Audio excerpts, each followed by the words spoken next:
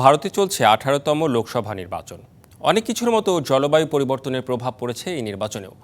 গণমাধ্যমের বিশ্লেষণে উঠে এসেছে বিশ্বের বৃহত্তম গণতন্ত্রের দেশটিতে কিভাবে বছরের পর বছর ধরে প্রাকৃতিক দুর্যোগ ও তীব্র গরম গণতন্ত্রসহ নির্বাচনী প্রক্রিয়াকে পাল্টে দিতে যাচ্ছে।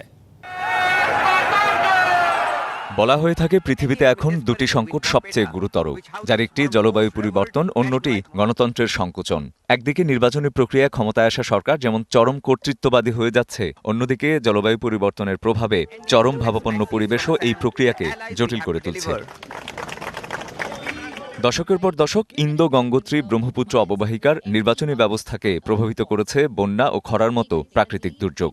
নিউজ লন্ড্রির সাম্প্রতিক প্রতিবেদন বলছে, ভারতের আসামে বন্যায় ভূমি হারানোরা ভোটাধিকার প্রয়োগের চেয়ে কাঁচ খোঁজার দিকেই বেশি আগ্রহী। অন্যদিকে লোকসভা নির্বাচনে প্রার্থীদের প্রতিশ্রুতির চেয়ে তীব্র খরা নিয়ে বেশি চিন্তিত কর্ণাটকের গ্রামাঞ্চলের মানুষ। উপরন্তু জলবায়ু পরিবর্তন ও এর প্রভাব ক্ষমতা কাঠামো সম্পর্কে ভোটারদের ধারণাই পাল্টে দিচ্ছে। 2020-এ সাইক্লোন আমফান আঘাত হানার পর পশ্চিমবঙ্গে ত্রাণ বিতরণ নিয়ে যে দুর্নীতি হয়, তা তৃণমূল কংগ্রেসের সমর্থক গোষ্ঠীর অনেককেই দলীয় আনুগত্যের প্রশ্নে দোদুল্যমান করে তোলে। ওয়ালটন ফ্রিজ কিনে অনেকের মতো আপনিও হয়ে যেতে পারেন মিলেনিয়াল। সেরা পণ্যের সেরা অফার। গেল বছরের জুনে প্রচণ্ড তাপপ্রবাহের সময় হিটস্ট্রোকে 4 দিনে 44 জনের মৃত্যু হয় উত্তরপ্রদেশের বালিয়া জেলায়। যে কর্মকর্তা মৃত্যুগুলোকে প্রচণ্ড গরমজনিত মৃত্যু বলে চিহ্নিত করেন, তাকে পদচ্যুত করে রাজ্য বিজেপি সরকার। যোগী আদিত্যনাথ সরকারের ভাষ্য, বিভিন্ন রোগে মৃত্যু হয়েছে এসব মানুষের, যা ক্ষুব্ধ করে তোলে বহু সাধারণ ভোটারকেই। একই বছরের এপ্রিলে মুম্বাইয়ের নাভি এলাকায় এক সরকারি সমাবেশে হিটস্ট্রোকে মারা যায় 14 জন। তাই গরমের সময় রাজনৈতিক সমাবেশ নিয়ে নতুন করে ভাবতে হবে।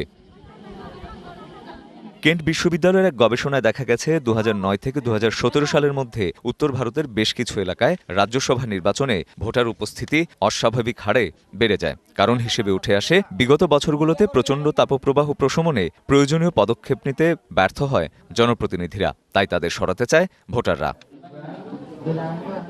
এমন পরিস্থিতিতে বেশ কিছু প্রশ্ন ভাবিয়ে তুলেছে বিশ্লেষকদের। তাপপ্রবাহের সাথে মানিয়ে নিতে ঠিক কতটা পরিবর্তিত হয়েছে নির্বাচনী ব্যবস্থা? তাপপ্রবাহে কাজের সময় নির্বাচনী কর্মকর্তা কর্মচারীরা কী ধরনের সুবিধা পেয়েছেন?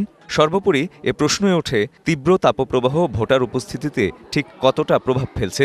এবার ভোটার উপস্থিতি তুলনামূলক কম হওয়ায় এসব প্রশ্ন আবারও আলোচনায়। ক্ষয়িষ্ণু গণতন্ত্রকে বাঁচাতে যেসব প্রশ্নের উত্তর খুঁজে বের করা জরুরি।